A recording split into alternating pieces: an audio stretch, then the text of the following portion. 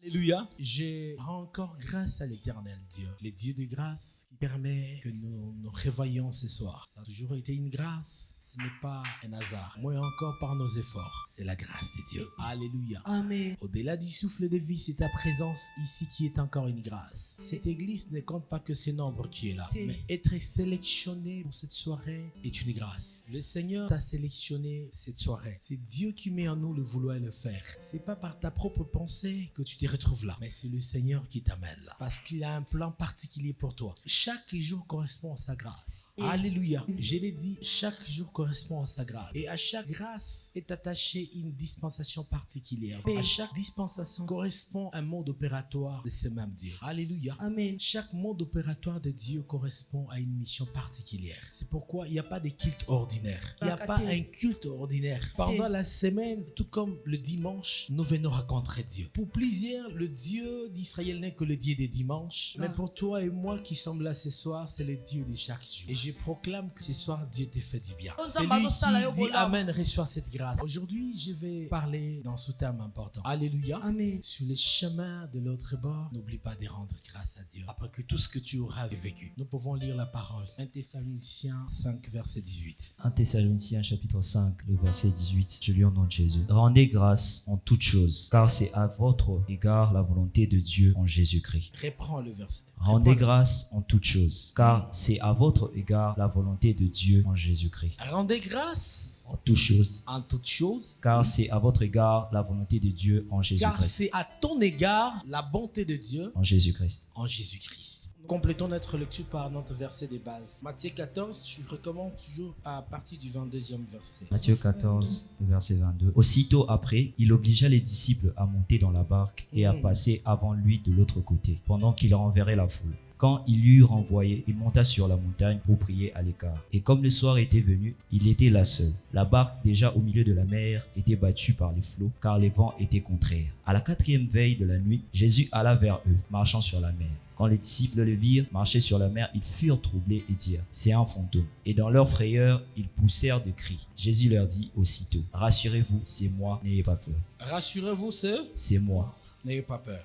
Pierre lui répondit « Seigneur, si c'est toi, ordonne que j'aille vers toi sur les eaux. » Et il dit « Viens ». Pierre sortit de la barque et marcha sur les eaux pour aller vers Jésus. Mais voyant que le vent était fort, il eut peur. Et comme il commençait à enfoncer, il s'écria « Seigneur, sauve-moi ». Aussitôt Jésus étendit la main, le saisit et lui dit « Homme de peu de foi, pourquoi as-tu douté ?» Et ils montèrent dans la barque et le vent cessa. Ceux qui étaient dans la barque vinrent se prosterner devant Jésus et dirent. Répète cette phrase. Ceux qui étaient dans la barque vinrent se prosterner devant Jésus. Est-ce que nous pouvons répéter avec lui? Ceux qui étaient dans la barque vinrent se prosterner devant Jésus et dirent, tu es véritablement le Fils de Dieu. Parole du Seigneur. Amen. Quelqu'un qui a voulu faire une bonne chose, il a arrêté. Il a voulu acclamer la parole de Dieu. Pourquoi tu as arrêté?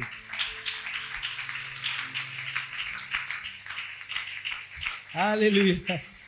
Alléluia. Amen. Par moment, lorsque, même dans les bancs, et que tu te rends compte que tu es isolé, tu es seul, des fois on hésite, on évite, on dit, ah, non, tu étais dans les bancs pourtant. Le Seigneur est passé par toi, il t'a communiqué une conviction et tu hésites. Sur les chemins de l'autre bord, il faut éviter à tout prix les doutes et l'hésitation. Il faut se laisser à la liberté de l'esprit, même quand on est là, lorsque le Seigneur te convainc. Aujourd'hui, lève-toi sur les cuites en étant debout. Même si tout le monde est assis, tu n'es venu comme personne. Chacun vient chercher son Dieu. Chacun a la révélation de son Dieu. Alléluia.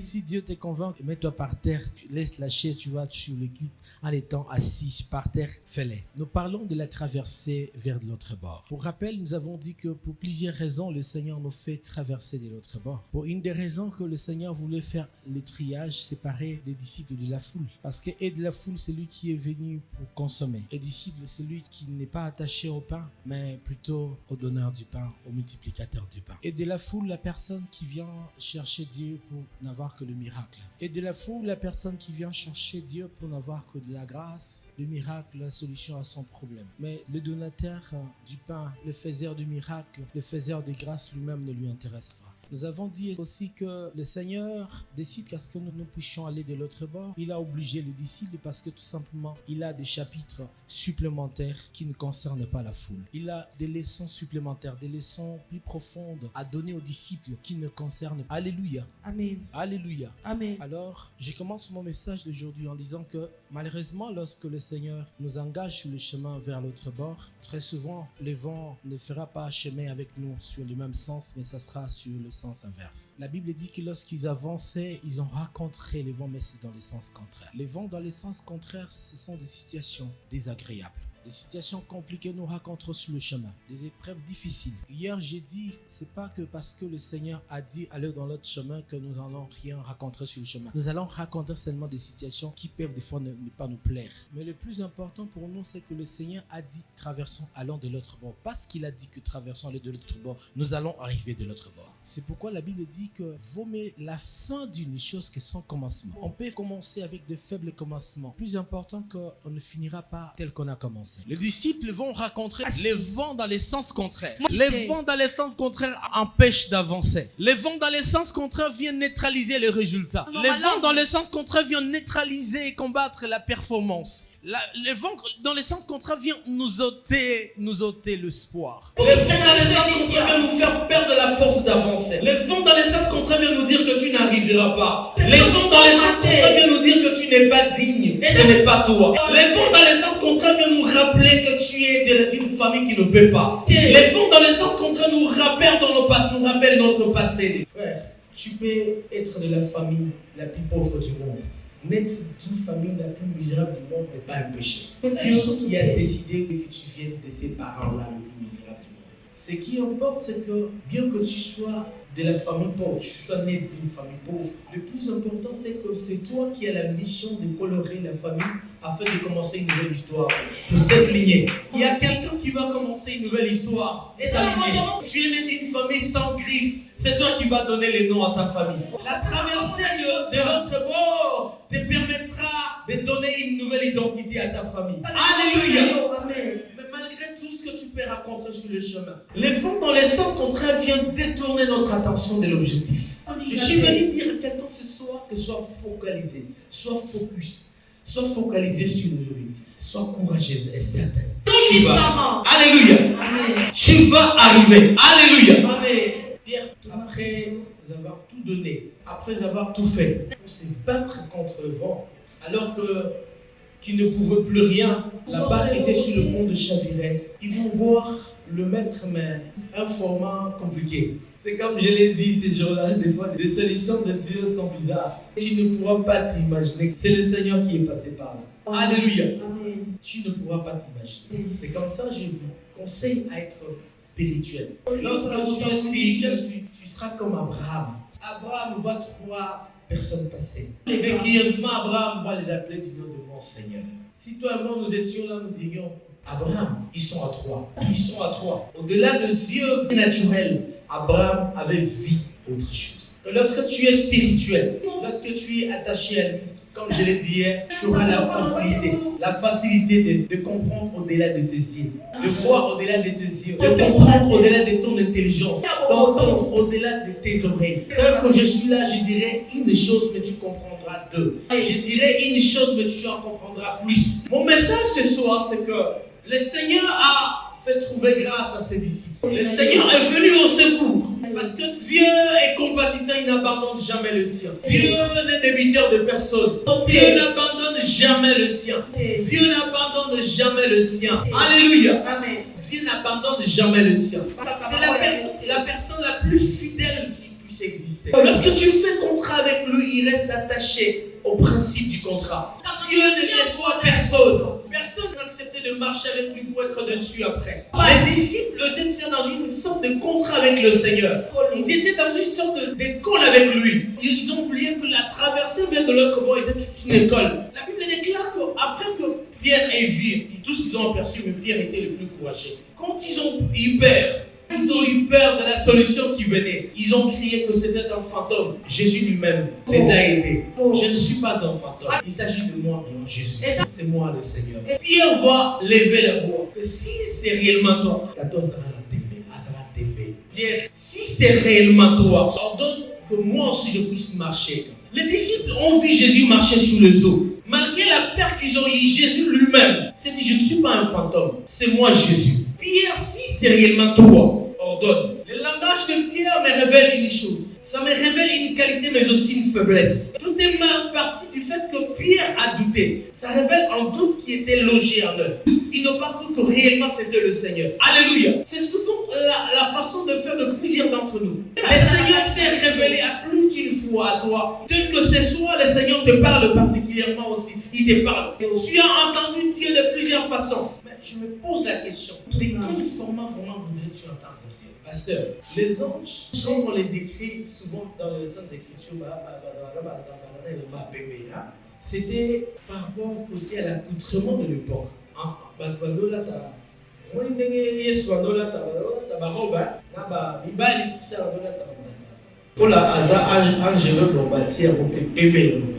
Bon, pour les il y avait là qui s'est apposé donc cet été, ça y est. Mais moi je me dis que un ange est un esprit. En fait, du temps de la Bible, on le présentait de cette façon-là, c'est-à-dire que ce qui ange apparaît, la image parce que c'était aussi la manière un peu de l'accoutrement un peu de l'époque. Bon, tu t'imagines aujourd'hui si tu dois voir un ange. Tu t'imagines un peu l'ange, il y a les leçons qu'on a tirées dans un livre. Alléluia. Amen. L'ange, il a dit fashion. Mais ange. Alléluia. Amen. En fait, ils ont douté. Toutes les âmes avaient cassé. C'était mal parti. Du fait qu'ils ont douté. Ceux qui sont allés, il fallait tout simplement croire. Mais malgré ça, il y a aussi, je pourrais dire, une qualité. Avec Dieu, lorsque tu marches avec Dieu, ce n'est pas mauvais de demander toujours des signes. Ce n'est pas mauvais de demander des preuves. Si réellement c'est toi qui m'appelles, si réellement c'est toi qui me demandes, donne-moi un signe. Ce n'est pas mauvais. Mais la différence réside au niveau d'attitude. L'attitude de Pierre avec ses amis était caractérisée par la peur. Frère, la peur c'est l'un des grands ennemis de la destinée. Les commandementaires disent que la vie appartient aux courageux. La peur est un grand ennemi. Si tu es quelqu'un habité par la peur, tu n'arriveras pas. Si tu es quelqu'un habité par la peur, après même que le Seigneur ait donné l'ordre de traverser de l'autre côté, tu allais réfugier, tu rentrerais dans la foule, tu repères de la traversée de la mer. Quand nous parlons de la traversée, nous ne savons pas ce que ça signifie. La traversée de la mer, ça faisait peur. On peut s'imaginer à quelque chose de difficile, une situation très difficile, mais que le Seigneur te recommande d'affronter. Alléluia. Amen. Tu sais que c'est la mort. Mais le Seigneur t'a dit affronte, vas-y, tu sais que là il y a la mort. C'est le Seigneur qui te dit va. Mais parce que c'est le Seigneur qui me dit que va, tu vas arriver. Les disciples ne devraient pas avoir la peur. Malgré cette peur, le Seigneur leur a fait grâce. Écoutez, Pierre, si c'est vraiment droit, permet que moi aussi je puisse marcher sur les eaux. Le Seigneur va ordonner. Le Seigneur a fait quoi? Sur l'ordre du Seigneur, Pierre va marcher sur les eaux. Pierre a marqué les pas. Il a marché sur les eaux. C'est comme je l'ai dit hier, nous sommes de Dieu, nous pouvons aussi faire comme le Seigneur. C'est comme Jésus pouvait dire que mon Père agit, moi aussi je fais quoi? J'agis. Devant cette situation, en fait ils avaient tout. Tout ce qu'ils avaient, ils pouvaient tout simplement parler. Ils pouvaient faire stopper les vents. Ils pouvaient utiliser l'air rouge pour parler. Ça c'était notre message d'hier. Mais aujourd'hui je dis ceci. Pierre a demandé la grâce et il a marché sur les eaux. Mais à cause de la peur, il n'a pas pu continuer.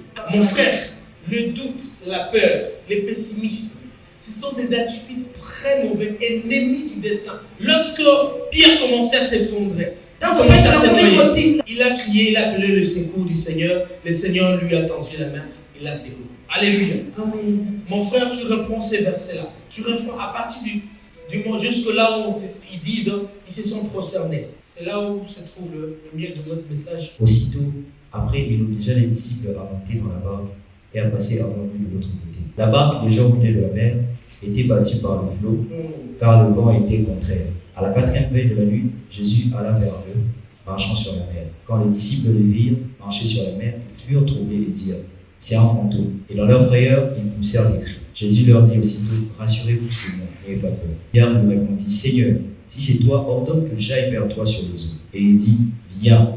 Pierre sortit de la barque et marcha sur les eaux pour aller vers Jésus. Mais voyant que le vent était fort, il eut peur Et comme il commençait à enfoncer, il s'écria, « Seigneur, sauve-moi » Aussitôt, Jésus étendit la main, le saisit et lui dit, « Homme de peu de foi, pourquoi as-tu douté ?» Et ils montèrent dans la barque et le vent cessa. Ceux qui étaient dans la barque vinrent se prosterner devant Jésus et dirent. Je peux t'arrêter là. Ceux qui étaient dans la barque, avant que j'attaque cette partie du message, je peux te poser une question. À partir de quel moment Pierre a commencé à se noyer? Quand il a vu que le vent était fort. Mon frère, il s'agit d'une balance. D'un côté, il y a l'ordre de Dieu, la parole de Dieu, la recommandation du Seigneur, et de l'autre côté, le vent. Ça, c'est un conseil que je reviens pour donner. À chaque fois que tu auras une recommandation quelqu'un, Dieu t'étendra la main. Donne-moi ton Isaac. Donne-moi. On pourra avoir des besoins ici. On va avoir un homme, l'homme de Dieu pourra passer ici, qui peut mettre Dieu à l'épreuve et donner tout ce qu'il a, tout ce que tu as là, ou donne la somme la plus importante que tu as. Ça, c'est une recommandation de l'ordre de Dieu, à côté duquel tu pourras voir les vents du loyer. Quand vous êtes à les 25, pas les 28, tu sais que dans des jours, il suffit seulement de voir la force du vent. Bon, avançons sur. Mon problème, c'est qu'à partir du moment où les disciples ont été secourus, Pierre a été sauvé, les vents ont stoppé. La Bible déclare que les disciples vinrent se prosterner. Ils sont venus se prosterner. Je pouvais intituler mon message d'aujourd'hui autrement pour dire qu'au milieu des épreuves, le meilleur des choix, c'est celui de louer le Seigneur. Fais de toi celui qui le loue et celui qui l'adore. La Bible déclare que rendons grâce en toutes circonstances. Les vrais problèmes qui nous fragilisent, c'est que par moments Dieu nous trouve des ingrats. Par moments nous nions ce que nous avons déjà à cause de ce que nous n'avons pas encore. Et pourtant, lorsque nous réfléchissons, les chemins que nous venons avec le Seigneur, il est très long. Nous avons le souvenir, beaucoup de souvenirs. Parce que mon frère, tu sais que les amis avec lesquels vous avez vécu ensemble, les amis d'enfance, la plupart n'existent plus. Beaucoup avec qui tu es né, beaucoup avec qui vous avez fait des aventures ensemble, beaucoup sont restés dans le passé. Tu sais que beaucoup ont connu des déceptions que toi tu as connues, les gens ont fait des AVC. Plusieurs ont fait des erreurs que toi tu as commises aussi, mais ils sont partis, Dieu les a punis. Combien sont tombés dans le piège où même tu es tombé, faisant les mêmes erreurs que toi, mais Dieu les a frappés. Combien ils se sont prostitués, vous avez mené la vie ensemble, la sale vie, mais Dieu a préservé ton honneur. Si aujourd'hui Dieu s'est décidé d'exposer toute nos vies, personne ne tiendra son micro pour se tenir là parler devant nous. C'est le Seigneur qui nous fait grâce. Par moment, Dieu se comporte comme les complices de nos propres fautes. Tu sais, tu connais, tu te rappelles très bien par quelle voie le Seigneur t'a fait traverser. Tu connais là où tu en es aujourd'hui, mais hier tu n'étais rien. Tu sais que le Seigneur t'a ramassé les très loin. Tu as l'expérience, tu as les souvenirs de Dieu. Tu connais toi-même l'histoire, ton histoire avec le Seigneur. Il y a beaucoup aujourd'hui qui peuvent bien définir c'est quoi la grâce de Dieu. Si le monde a des difficultés pour définir c'est quoi la grâce de Dieu, il y a des grâces de Dieu vivantes parmi nous. Il y a des personnes qui peuvent se mettre là. Je suis la grâce de Dieu. Je m'appelle la grâce de Dieu. Ma vie est une expérience. Je m'appelle la grâce de Dieu. Pourquoi nous faisons nous comportons comme si Dieu n'a rien? Aussi longtemps que nous nous reconnaissons parce que Dieu a déjà opéré dans notre vie, nous bloquons encore ce que nous voulons avoir. Alléluia. Amen. Le Seigneur par moments nous traite des ingrats. Ça nous décourage. Alléluia. On se plaignit de trop. On se lamente de trop.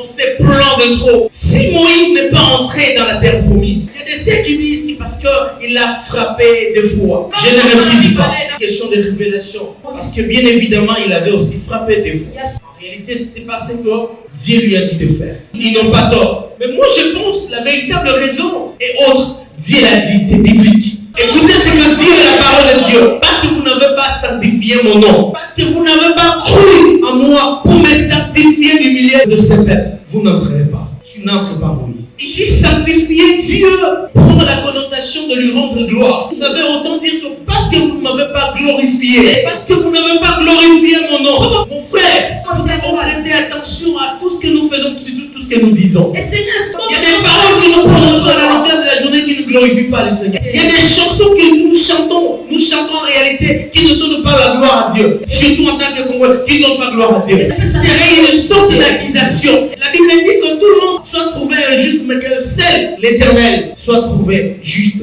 Nous accusons Dieu de tout de nous avoir négligé, abandonné. Après que tout ce que tu as vécu, les déserts que tu as traversés. Frère, tu as commencé un chemin avec le Seigneur, tu finiras par arriver, ça c'est vrai. Mais après que tu seras arrivé, de l'autre bord, souviens-toi du Seigneur. Souviens-toi que tu as quitté l'Égypte jusqu'à la terre promise avec un vêtement qui ne s'est même pas usé. Souviens-toi que je t'ai fait marcher dans le désert avec des sandales qui ne sont pas usées. Je me pose la question, comment est-ce qu'ils pouvaient partir de là? Parce que toute la génération ancienne était morte dans le désert, n'est-ce pas? Ce sont des enfants qui sont entrés finalement dans la terre promise. Ce sont des bébés, ceux qui sont sortis bébés de l'Égypte et ceux qui sont nés dans le désert, qui ont fini par prendre possession de la terre promise, n'est-ce pas? Mais je me pose une question, comment est-ce qu'on pouvait grandir avec un vêtement qui ne s'use pas? Avec un vêtement qui grandissait aussi, avec des souliers qui grandissaient aussi. Tu sais, toi-même tu es tellement de souvenirs. Tu connais, tu es plein de souvenirs de Dieu. Alléluia. Amen. On fonctionne avec Dieu comme si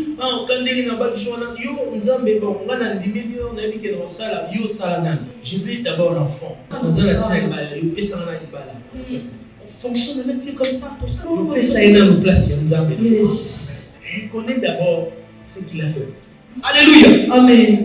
La traversée du désert, quitter l'Égypte et arriver à atteindre Canaan est une épreuve difficile. Que le Seigneur te fasse grâce. Que tu puisses reconnaître les bienfaits de Dieu. Que tu puisses donner Dieu sa place. Dieu s'est plaint. Et par moments, c'est rétracte d'avancer, de faire encore mieux. Oui, il se rétracte. En fait, on les décourage. Le Dieu qui s'appelle Éternel désormais aime la gloire. Un secret, Dieu aime la gloire. Dieu aime la gloire. Tu peux lui retirer cette gloire seulement par les langages sans le savoir, par des actes. Personne qui s'est plaint dans la Bible, Dieu a été content avec lui. Quand Job a tenté de se plaindre, est-ce que tu vas répondre? Connais comment un enfant se forme. Est-ce que you y bien? Est-ce que nous avons télé on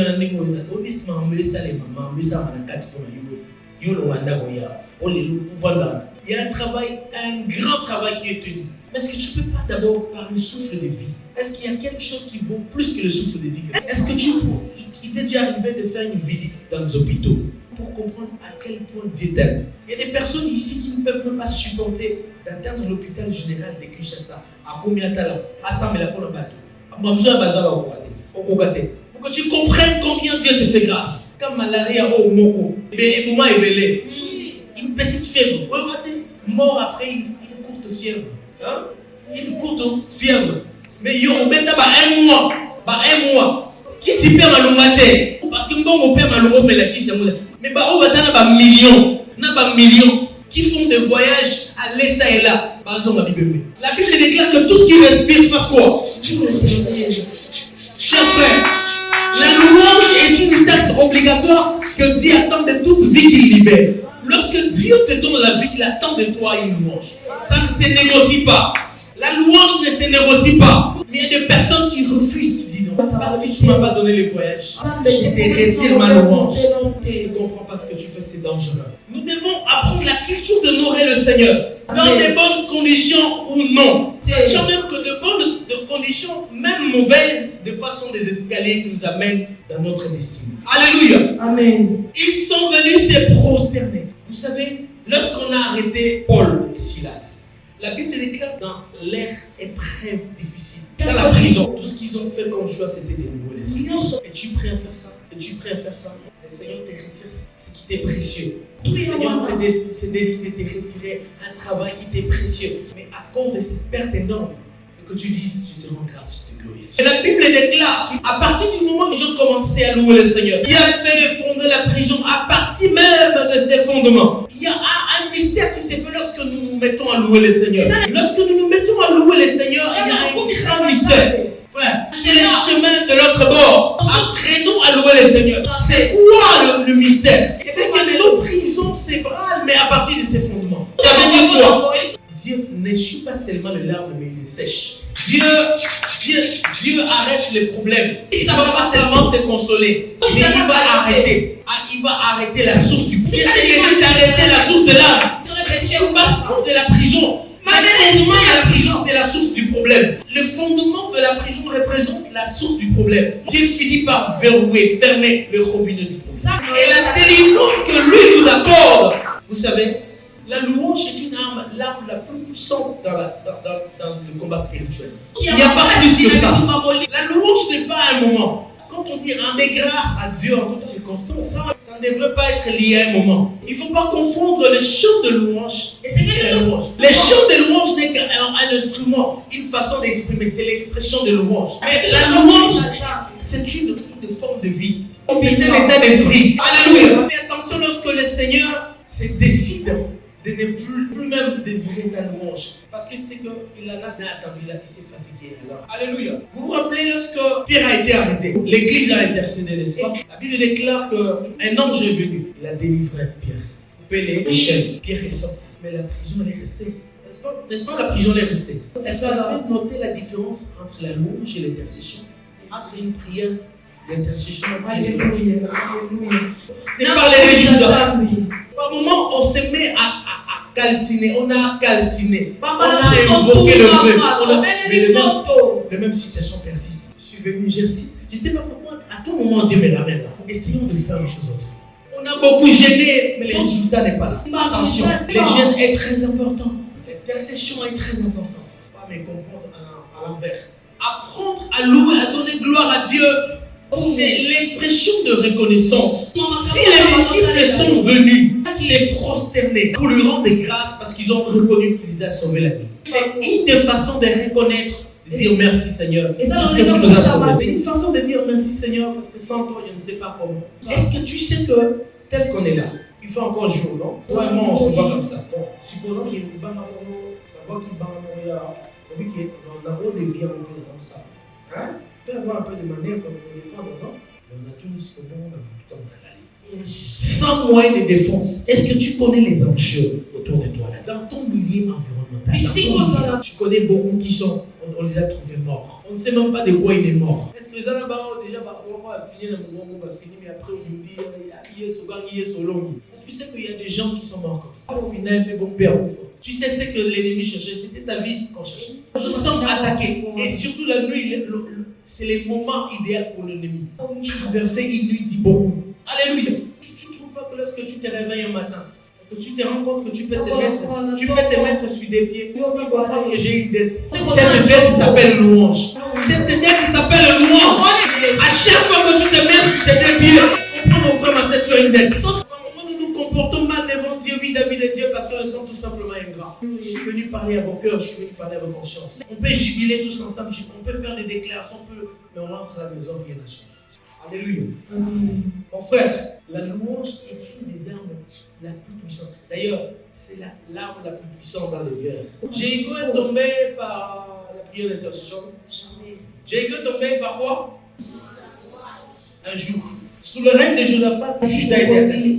Les Armoriens et tout son environnement immédiat se sont légués, ils sont venus s'attaquer contre. Mais le roi de Juda, Josaphat en son nom, a pris la résolution de chercher la face de l'Éternel. Un bon réflexe. C'est les réflexes que le disciple devait avoir. Après avoir décrété un jeûne, toute la nation, tout Juda, le Seigneur s'est révélé. Écoutez la révélation du Seigneur. Dieu dit que n'ayez pas peur.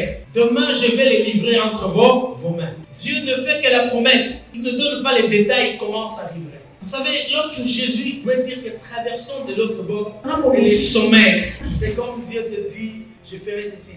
Vas-y. Alors tu sais qu'il y a un danger. Il ne te donne pas les détails des situations que tu vas rencontrer. Mais il dit seulement vas-y. Même le plus grand prophète que tu sois, il y aura toujours des détails que Dieu ne va pas. Dieu te fera des recommandations pour lesquelles il ne te donnera pas tout le détail. C'est la manière de faire de Dieu. Ne te pose pas trop de questions. Trop de questions vont t'amener à avoir peur et à douter inutilement. Lorsque tu doutes, la grâce de Dieu n'est plus avec toi. Attention, les détails, Dieu ne donne pas. Mais demain, parce qu'on a eu à chercher sa face, parce que cette façon déjà de regarder, de tourner la face vers le Seigneur, c'est une façon d'honorer Dieu. C'est comme le président de la République face à une agression quelconque, face à une situation, Dieu dit que nous allons chercher l'Éternel. C'est une façon d'élever le Seigneur. C'est aussi une forme de louange. La Bible déclare que Josaphat va aligner le chantre au fond. Et si Josaphat était encore là, je lui demanderais, qui te donne les secrets? Dieu n'a pas dit ça. Josaphat a eu la révélation. Il va aligner le chantre au fond. Pour quelle raison? Mais à partir du moment où ils ont commencé à élever le Seigneur, à partir du moment où ils ont commencé à chanter. La Bible dit que le Seigneur a mis l'embuscade dans les camps d'adversaires. Et Dieu met l'embuscade dans les camps des adversaires. Je suis